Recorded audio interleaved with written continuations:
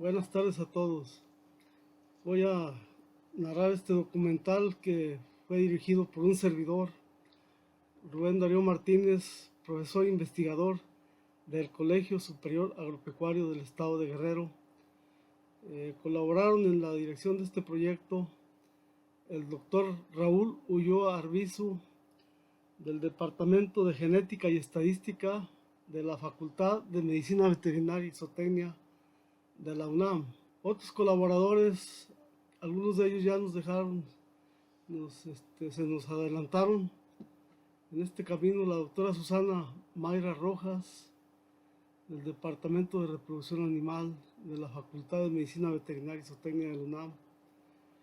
También colaboraron con nosotros en el área de biotecnología de la reproducción, en lo que fue transferencia de embriones y ovulación múltiple, el maestro en ciencias Javier Ignacio Hernández, que labora en el CEPIPSA de San Miguel Topilejo y que pertenece a este centro a la UNAM, y el doctor Vicente Octavio Mejía Villanueva, que trabaja en el CEIEPO, que está ubicado en Tres Marías, Morelos. Este centro de investigación también pertenece a la Facultad de Medicina Veterinaria y Zootecnia de la UNAM. Otro colaborador, que descansa en paz, es el doctor Ángel Agustín Mastache de Lagunas. Él colaboró con nosotros en el aspecto de la estadística y esperamos tener buenas noticias del doctor Lorenzo Reina Santamaría, que colaboraba en el área de nutrición en el proyecto y nos apoyó en el trabajo de campo como colaborador el ingeniero Fernando Valentín Romero Astudillo. Este es parte de un proyecto financiado por el CONACYT, en ese entonces Ciencia Básica, convocatoria 2010-2012, y que fue subsidiado a partir de 2016. Y yo participé como director del mismo. Hay una serie de tesistas que aquí los quise poner. Son tesistas de licenciatura que estuvieron colaborando en el proyecto, y además un tesista de maestría, Benedict Aarón López Iglesias, de la Facultad de Medicina Veterinaria y Zootecnia. Algunos otros tesistas teníamos contemplado que colaboraran con nosotros, dos tesistas más de la Facultad de Medicina Veterinaria y Zootecnia y otro más del Colegio de Posgraduados,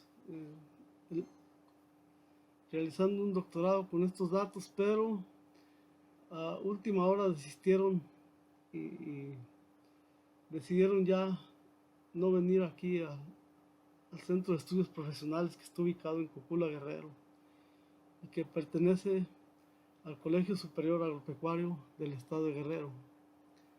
Bueno, ya entrando en materia, como todos sabemos, antes de la llegada de los españoles en la conquista, no existían aquí en el México prehispánico animales para granja, sino que los antiguos habitantes de estas regiones consumían animales como el guajolote, el xoloscuintle, el ganso y algunos otros de cacería para cubrir sus proteínas provenientes de animales.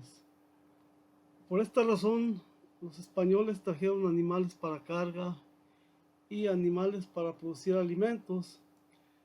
Entre los antecesores del ovino criollo que trajeron los españoles, se mencionan las razas como la merino, la lacha, la churra y la manchega, que dieron lugar a este mosaico genético conocido como borrego criollo de México. En el caso particular de la región de la montaña de Guerrero, se encuentran por allí algunos núcleos de estos ovinos criollos en algunos municipios como Manilantepec, Cochuapa, Betartónoc Tlacuapa, Copanoyotac, Zapotistán Tablas, Tlapa de Comonfort y Acatepec. Estos tienen la particularidad de presentar policerismo, ¿sí? Es una mutación que presentan sobre todo los machos y que nacen en lugar de 2 cuernos, 3, 4 o hasta 5 cuernos, sobre todo en aquellos de pelaje oscuro.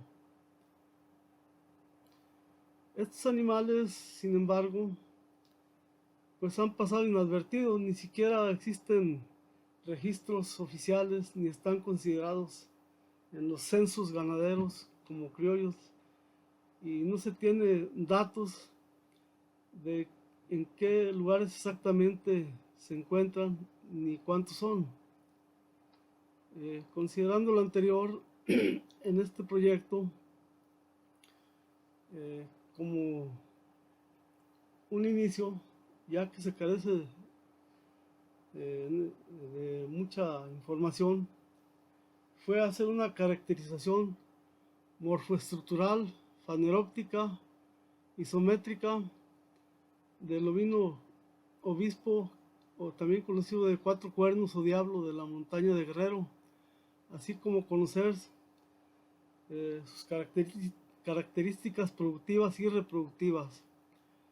Entonces esos fueron los objetivos: estudiar su comportamiento productivo reproductivo, sus características fenotípicas, isométricas, además de determinar el origen y la variabilidad genética dentro de la población de ovinos obispo y entre las diferentes poblaciones de ovinos criollos del país y de razas definidas, ¿no?, ya más modernas.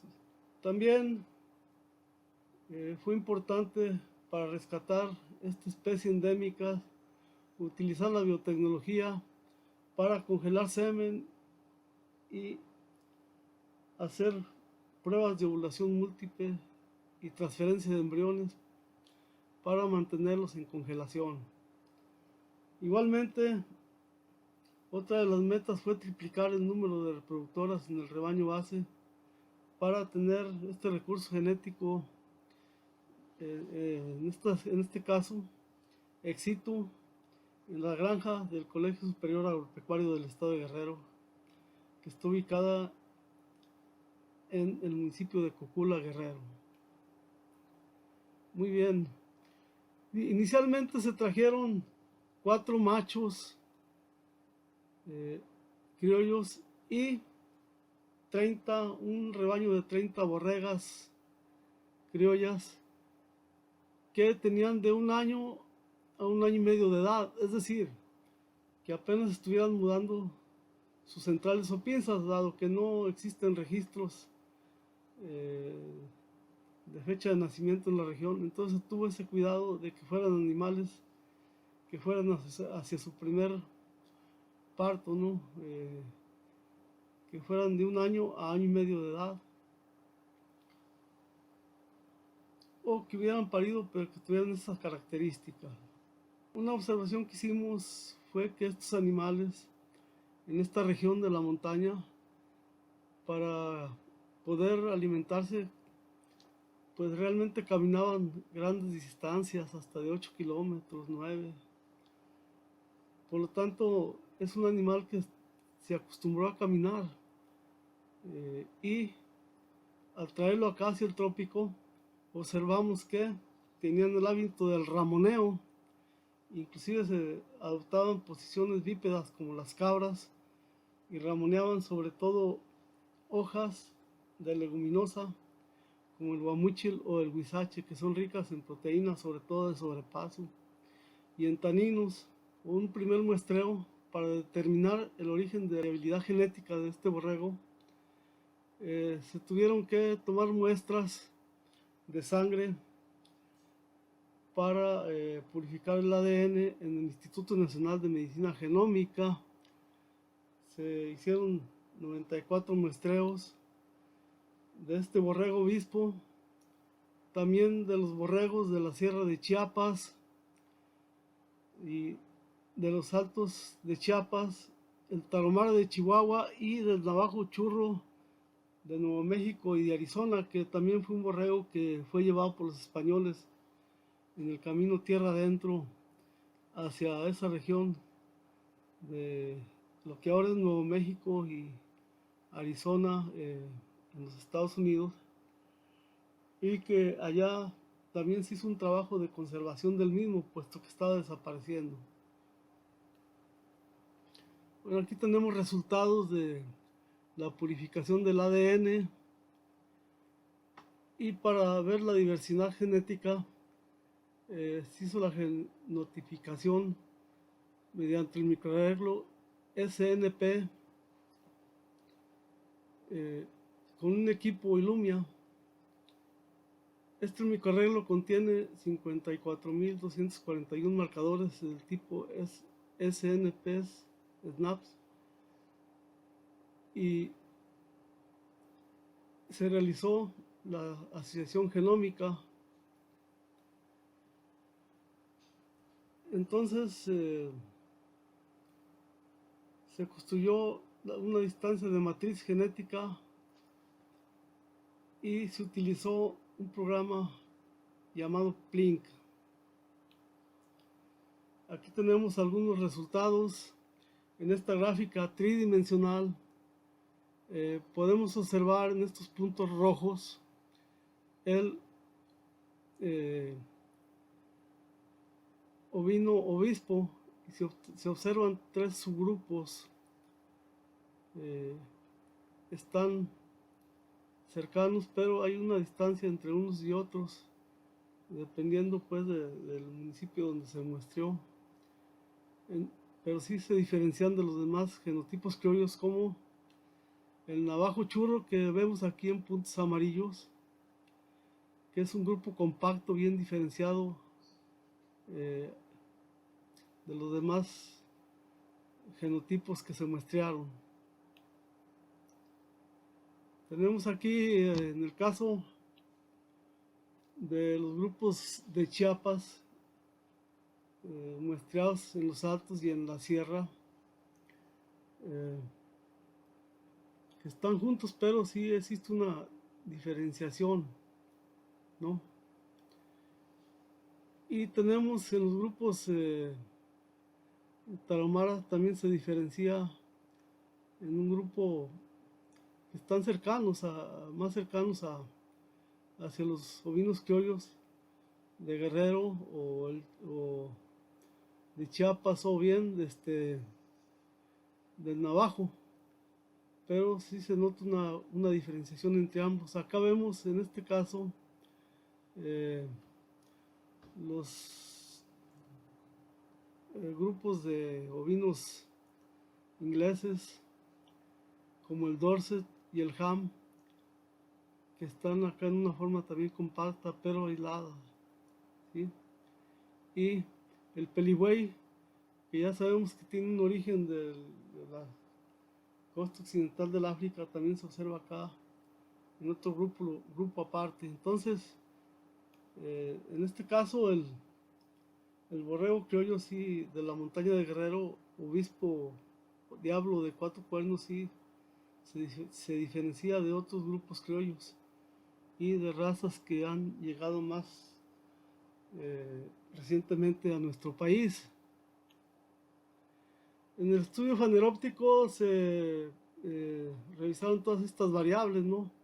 Desde el color del pelaje, la presencia o ausencia de lana en diferentes partes del cuerpo, la coloración de los ojos, de las pezuñas de la piel, el ancho de las orejas, la longitud de la cola, y en el estudio morfométrico el tamaño de las orejas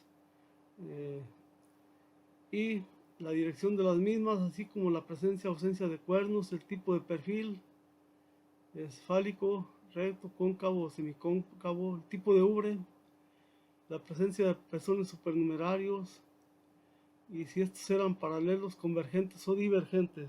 Algunas mediciones isométricas, bueno, se tomó el año, la edad, el peso vivo, pero otras como la alzada a la cruz, al tórax, a la grupa, ancho del tórax, de la grupa, perímetro de la caña, y también de la longitud de la cara, anchura de la misma y de la cabeza, entre otros. Y con esta información se determinaron varios índices corporales como el cefálico, el facial, el torácico, de compactibilidad.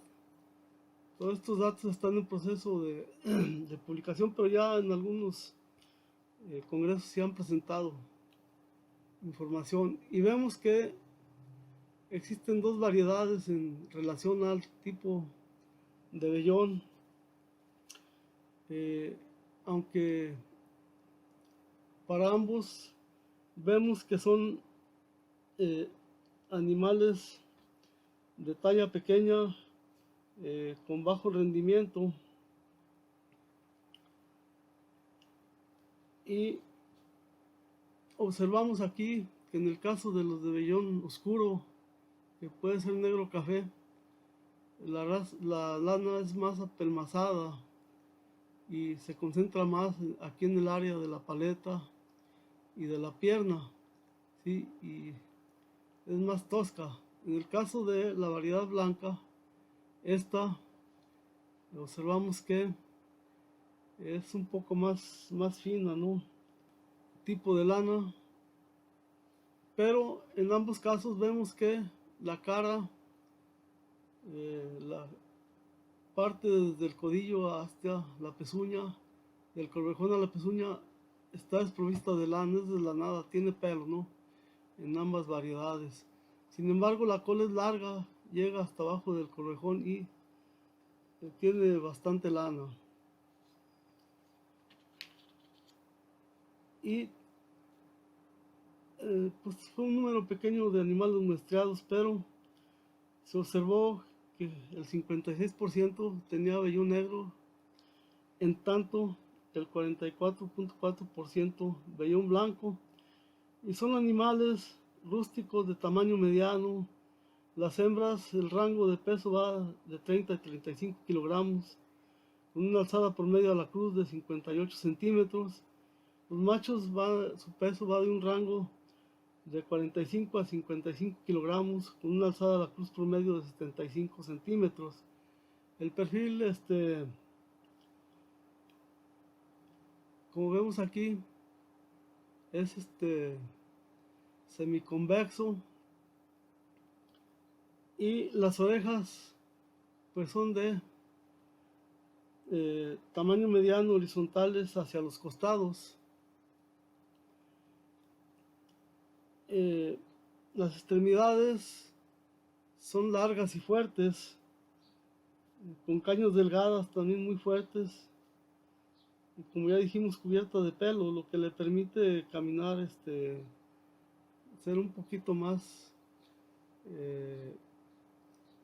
largas en sus extremidades, más esbeltas, lo que le permite pues caminar mayores distancias y adoptar, ya dijimos, una posición bípeda.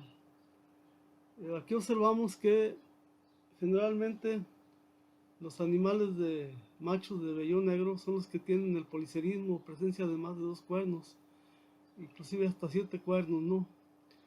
En cambio, en el caso de los animales blancos, los machos blancos tienen la cornamenta tipo cimarrón, ¿no? Un par de cuernos. Y también podemos ver aquí que de las crías nacen blancas o negras, tienen poca cantidad de lana. Estas va creciendo conforme se desarrollan, y vemos que una borrega negra puede parir una cría blanca o viceversa, ¿sí? O una cría negra o una cría blanca. En ambos casos la ubre es recogida con pezones divergentes, es decir, hacia afuera. La circunferencia escrotal en los machos tiene un promedio de 30 centímetros, ¿no? Después de los 2 años o del año y medio, y los testículos son lobulares. También se hizo un estudio sobre la producción y la composición química de la leche de esta oveja. la producción por lactancia, por día, porcentaje de proteína cruda, de grasa, durante los primeros 3 meses de la lactancia, y esto se midió en un aparato conocido comercialmente como LactiCheck. Este, es una lectura láser que hace el aparato, y de acuerdo a los datos obtenidos se observa pues que la curva de lactancia se ajusta más al modelo de Wood, con un pico en la segunda semana después del parto, que va bajando muy rápidamente, ¿no? Aquí tenemos también el modelo lineal, que también lo ajusta también un 98% contra un 99% del modelo de Wood. Son durante los primeros 3 meses de la lactancia, y la proteína, la grasa, la lactosa, etcétera, no tiene ninguna diferencia con informado para otros grupos, otras borregas de otros grupos raciales. En cambio, llama la atención que para la grasa sí es muy baja, ¿no? Está a la mitad de lo que reportan para otras razas de borregas, y se acerca más a lo que se ha informado para las cabras. Como que la grasa tienden a acumularla mejor para reserva. En cuanto a la producción promedio por lactancia, se registró un dato de 30.58 kilogramos, una producción promedio diaria de 338 gramos, que es cercana a la informada para otros ovinos criollos. En el aspecto de la conducta materna posparto, se observó que esta borrega generalmente pare una sola cría, como que está diseñada para parir una sola cría, que es muy delgada y alargada.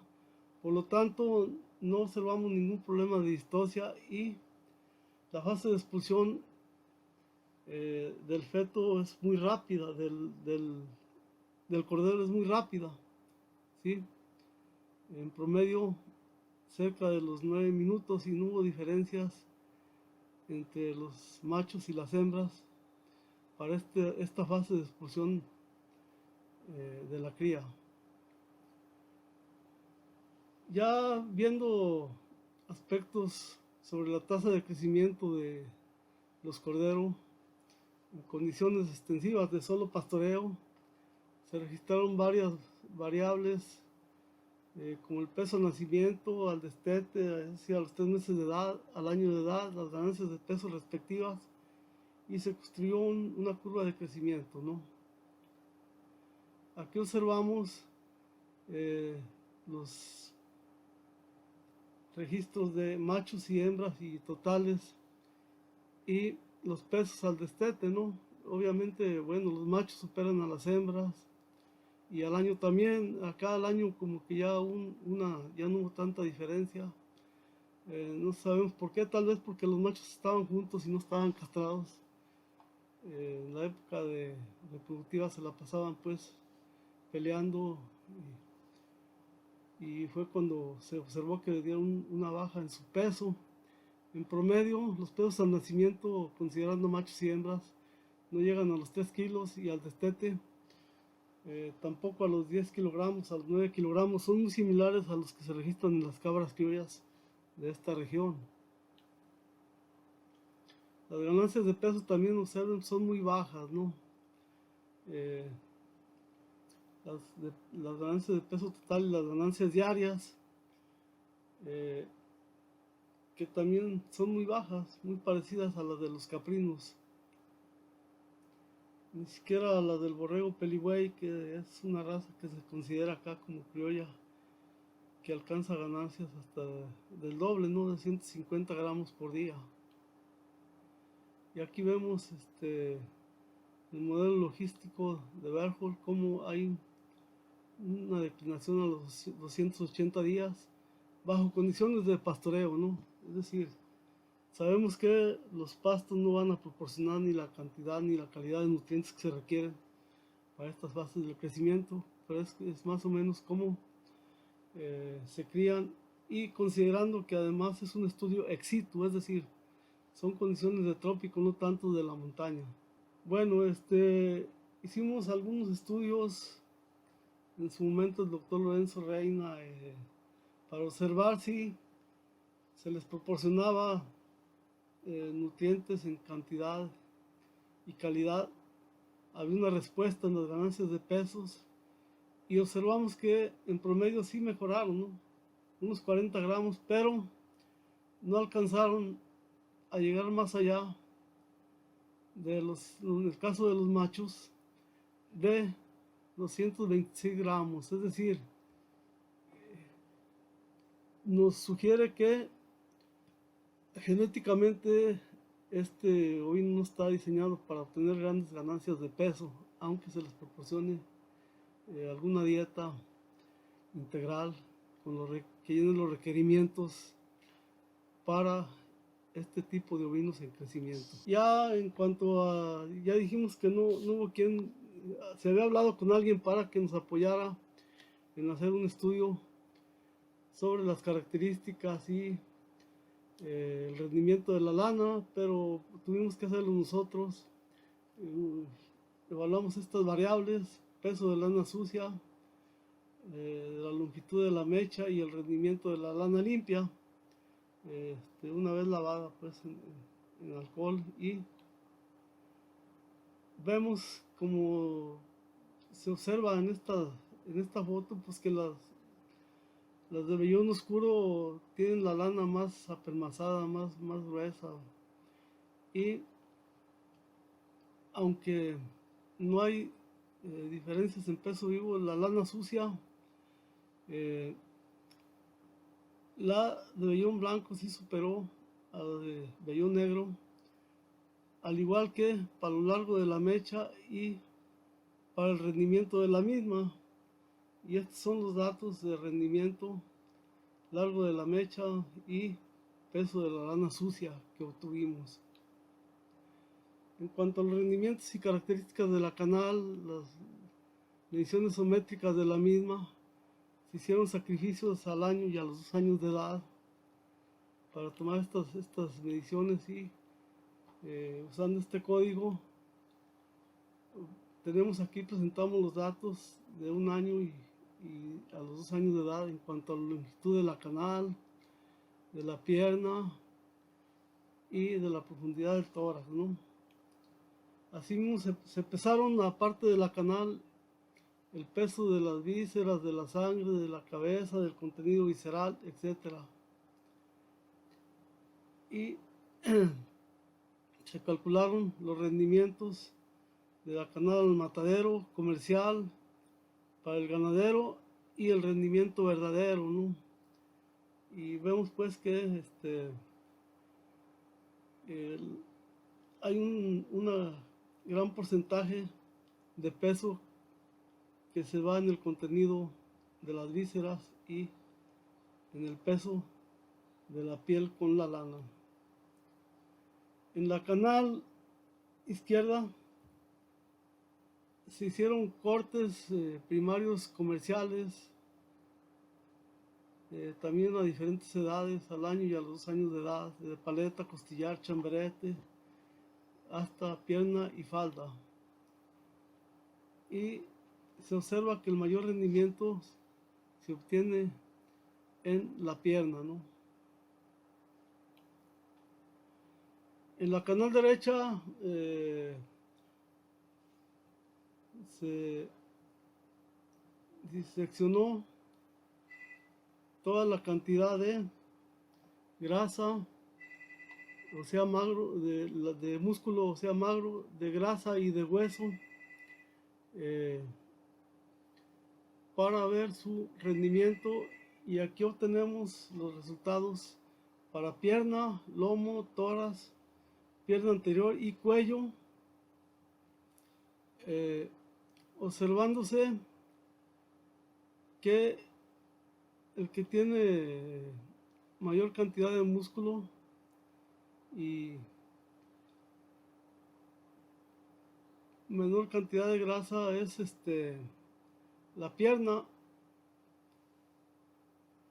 seguida por el cuello, y el tórax tiene una mayor cantidad de hueso. También se registró la grasa en diferentes partes de la media canal izquierda y en la canal completa, pues al año y a los 2 años de edad. El espesor de la grasa subcutánea, el peso de la grasa pélvico-renal y el peso de la grasa perirenal. Observando también en mediciones de la chuleta, el ancho, lo largo y el ojo de la chuleta. Y pues son chuletas muy pequeñas en realidad, comparadas con los ovinos productores de carne. Ahora pasamos rápidamente al comportamiento reproductivo. En el caso de las hembras que se detectaron en celo, después del destete de los 3 meses de edad diariamente, se observó que en promedio llegan a los 6.3 meses de edad con un peso de 16 kilogramos, que equivale al 52% del peso adulto. Entonces son animales precoces. En el caso de los machos se usaron varias variables como la motilidad, el volumen, obtenidos por electroeyaculador tipo Bailey, y se observó que llegan a la pubertad con un peso de 19 kilogramos, el 47% de su peso vivo, que varía aquí entre los 195 a los 225 días, con un peso, con una edad de 7.5 meses en promedio.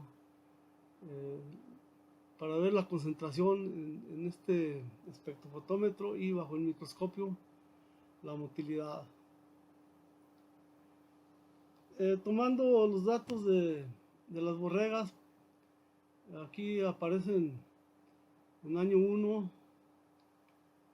y en año 2, porque un grupo de 10 borregas se designó hacia otro experimento donde se iban a mantenerse sin gestar durante un año para estar detectando diariamente el celo. Y pues son algunos indicadores, ¿no?, de la fertilidad, que es muy alta, los abortos, baja incidencia de abortos, porcentaje de apariciones altos, de prolificidad, invariablemente parieron un solo cordero, por lo que asumimos que están diseñadas después de tanto tiempo de criarse bajo condiciones adversas de la montaña de Guerrero, en producir solamente una cría por parto, porque no hay suficiente cantidad ni calidad de nutrientes en esa región. Entonces sería difícil que parieran 2 crías por parto, entonces puede ser una consecuencia de ellos, pero sin embargo son buenas madres y la mortalidad es muy baja, con una buena tasa de procreo, es decir, que llevan sus corderos hacia el destete en un buen porcentaje.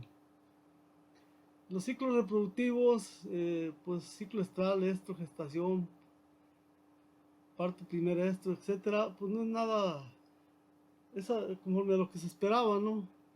Un ciclo de 17 días en promedio, casi 17 días, con respectivas modas y medianas y los rangos de los estros, y un poquito más, un coeficiente de variación más alto. En la gestación es menor este coeficiente de variación, y un intervalo entre partos de un año o de 10 meses. Bueno, para determinar si estos animales eran estacionales, se llevaron a cabo detecciones diarias de celo con un macho recelador durante un año completo, ¿no? Para registrar si ocurría o no, o si exhibían o no celo. Adicionalmente se tomaron muestras de sangre, las cuales se centrifugaron, de sangre con anticoagulante, se centrifugaron para obtener el plasma y determinar en el laboratorio de reproducción de endocrinología de la Facultad de Medicina Veterinaria y Zootecnia las concentraciones de progesterona en la sangre, considerando que aquellas borregas que tuvieran más de 1 nanogramo por mililitro de progesterona tenían presencia de cuerpo lúteo y por lo tanto habían ovulado. Aquí podemos observar en este cuadro cómo si hay, independiente del peso vivo de un año, fueron incrementando su peso vivo, pero se observa que sí hay una baja en el porcentaje de estos y de ovulaciones que coincide con la época, plenamente con la época de anestro para esta especie, y con una época reproductiva larga de 5 meses que va desde septiembre hasta enero, donde todas las borregas ovularon y manifestaron celo,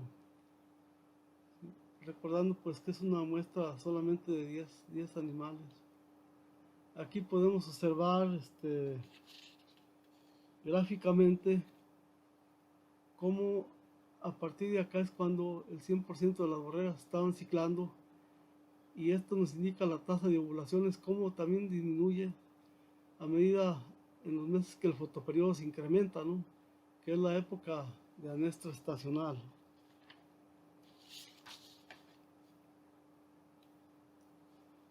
Ya si vemos en el caso de los machos, su comportamiento reproductivo también en 10 machos a lo largo del año. Bueno, aquí vemos un análisis de componentes de las variables que se evaluaron ahí: la concentración, la motilidad espermática, la motilidad progresiva del volumen, y observamos que en el CP1 explica el 67% de la variación, y en el segundo componente explica solo el 15%, ¿no? El CP1 incluyó estas variables que explican el 66.7% de la variación: la circunferencia escrotal, el peso y el volumen del eyaculado. Bueno, observamos que en el caso de la concentración espermática durante el año,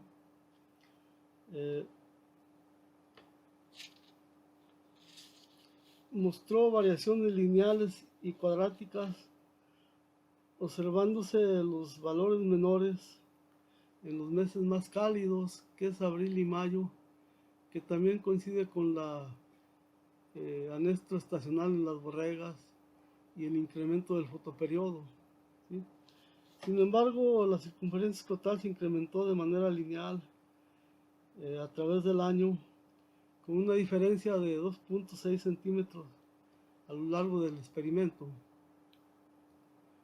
Bueno, aquí es una forma más gráfica de se estuvieron recolectando mensualmente por el método de la vagina artificial muestras de semen para registrar las diferentes variables. En este caso, el volumen del eyaculado. Se observa una caída en estos meses que ya comentamos.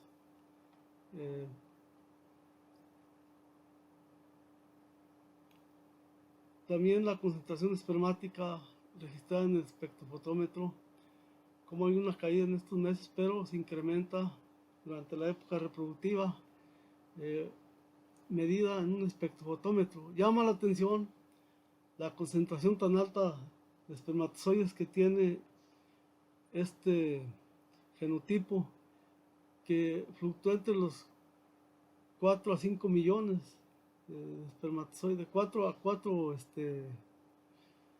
máximo a 4 4.6 millones de espermatozoides, 4.7 desde 4.1, o sea, es mayor a la que se ha informado para otros ovinos, para otros carneros de otras razas. Bueno, aquí vemos en este caso las variaciones en el porcentaje de motilidad progresiva a través del año y del volumen del eyaculado, ¿no? Vemos cómo se incrementa durante los meses de estacionalidad reproductiva y bajan durante los meses en que el fotoperiodo se incrementa. Observamos aquí otras gráficas de la motilidad masal y la motilidad progresiva. Para el caso de la libido, en estos machos ovarectomizaron tres borregas y se les aplicaron estrógeno, ¿no? Cipronato de estradiol, para hacer pruebas de libido de 5 minutos en un corral con un diámetro de 3 metros circular, donde se midieron estas variables: el tiempo de reacción desde que el macho entró al corral hasta que completó su primer monta, el tiempo de recuperación entre una monta y otra, y el número de servicios que dio este macho durante ese periodo de 5 minutos. ¿Por qué durante 5 semanas? Porque generalmente es en padres que se hacen estacionales, con monta dirigida, para tener los registros de los eventos, es decir, el macho que la montó, la hembra, fecha de monte, etc. Generalmente son de 5 semanas, ¿sí? Aunque pueden durar hasta 6 semanas. Bueno, también fue importante hacer algunos ensayos para congelar semen, inseminar y sobre ovulación múltiple y transferencia de embriones para mantenerlos criopreservados, ¿no? Aquí observamos otra vez, bueno, la recolección de semen con vagina artificial de estos machos. Tuvieron que ser adiestrados a la misma, utilizando hembras androgenizadas.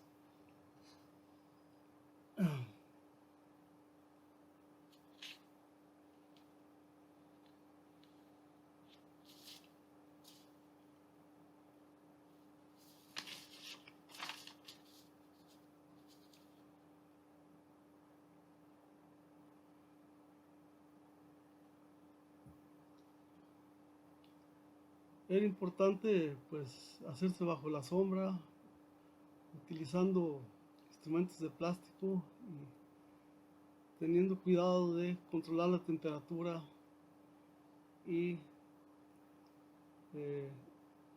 haciendo evaluaciones durante todo el proceso de la motilidad para ver si todas se encontraban viables. Por ejemplo, aquí observamos bajo el microscopio la motilidad masal o en masa, ¿no?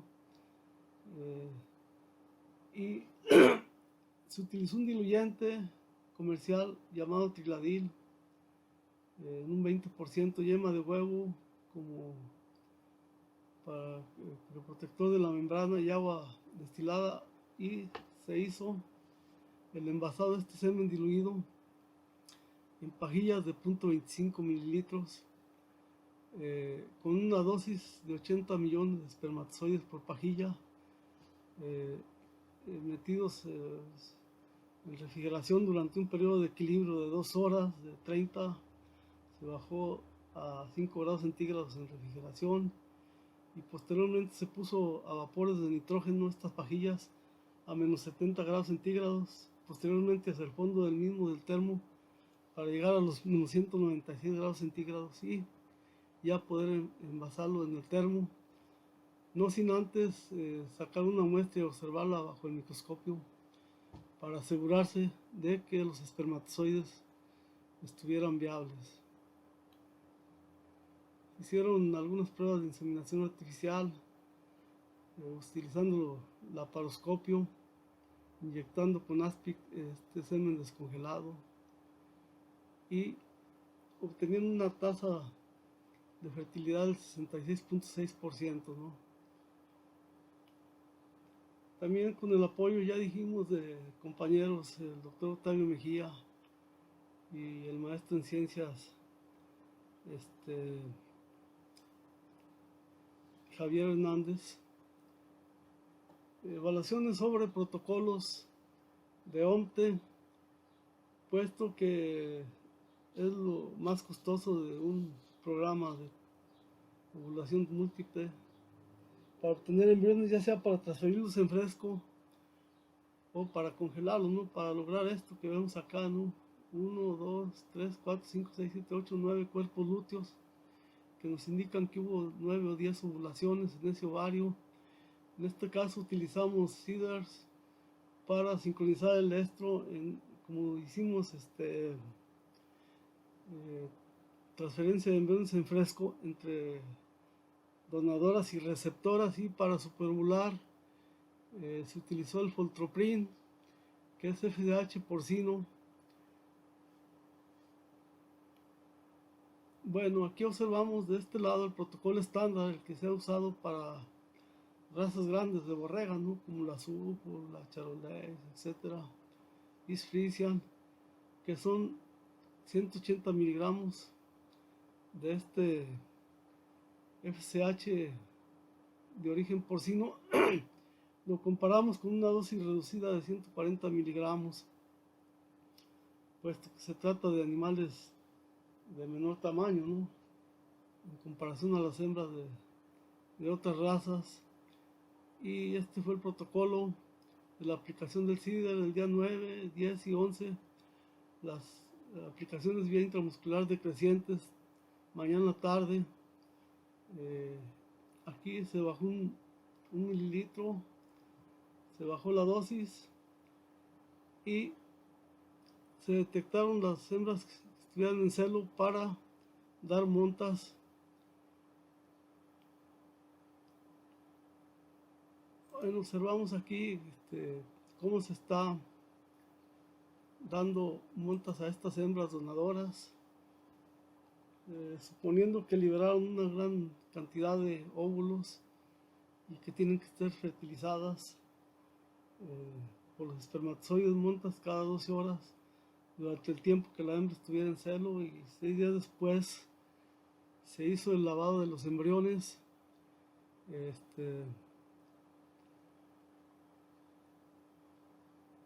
y evaluación de los mismos, ¿no? Para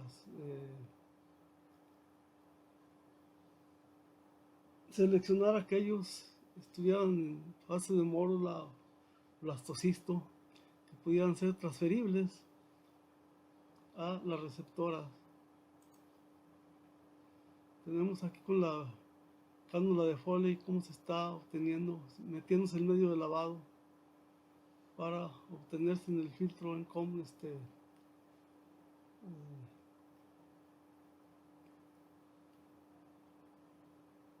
arrastrando los embriones esa solución.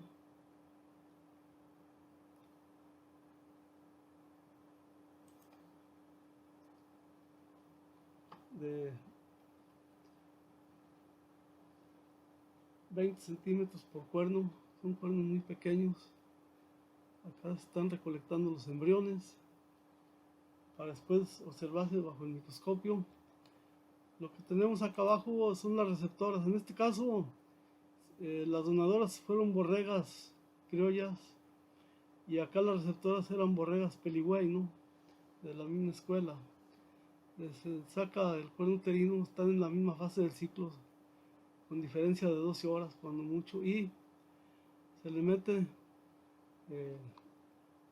los embriones en los cuernos, aquellas que presentaron celo, con una punta TONCAP.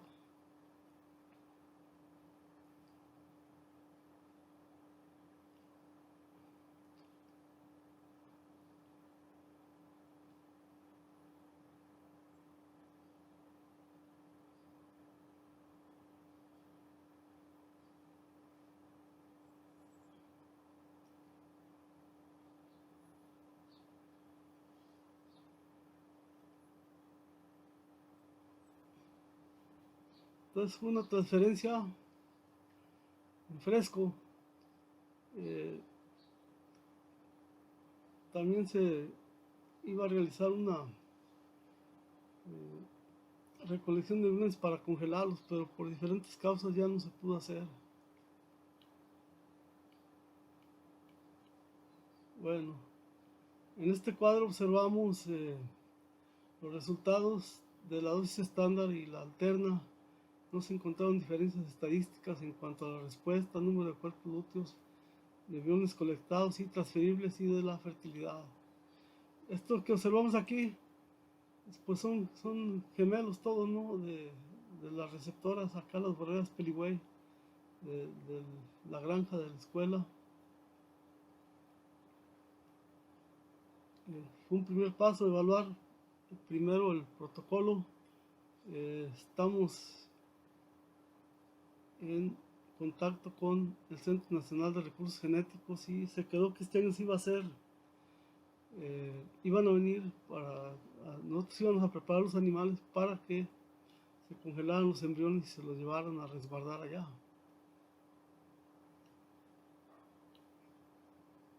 Bueno, adicionalmente pues tenemos un núcleo de borregos aquí en la escuela para conservarlos, ¿no? No nada más en embriones y en semen, sino también obtenidos por monta natural. Aquí el problema es que son animales que tienen bastante lana y la lana, por lo que hemos visto, no se utiliza. Este animal se utiliza sobre todo para consumo, aunque en algunas ferias estantes de aquí de Iguala o de Chilpancingo, Tasco, sí he visto gente de la montaña que ofrece sus productos elaborados con lana, ¿no? Como artesanías. Entonces sería conveniente, ahorita se está haciendo una por parte de la SADER, un inventario de cuántos animales hay y todo esto, y sería importante pues que se tomaran o se dieran cursos para aprovechar la lana, o si no es el caso, pues seleccionar en contra de la lana. O nosotros estamos haciendo algunos cruzamientos ahorita utilizando borregos Peliway y Charolais, con el objetivo de obtener tenemos la cruza final ya de un cuarto Charolais, un cuarto Peliway y medio criollo, y sí se baja la cantidad de lana y se incrementa la cantidad de músculo. Aquí es otra vista de estos rebaños que estamos conservando, y de las dosis que se congelaron se tienen en resguardo en el Centro Nacional de Recursos Genéticos 400 dosis. Les comenté que quedaron de venir para obtener embriones y congelarlos y llevarlos también a resguardo. Bueno, con esta diapositiva dejo esta plática. Les agradezco su atención.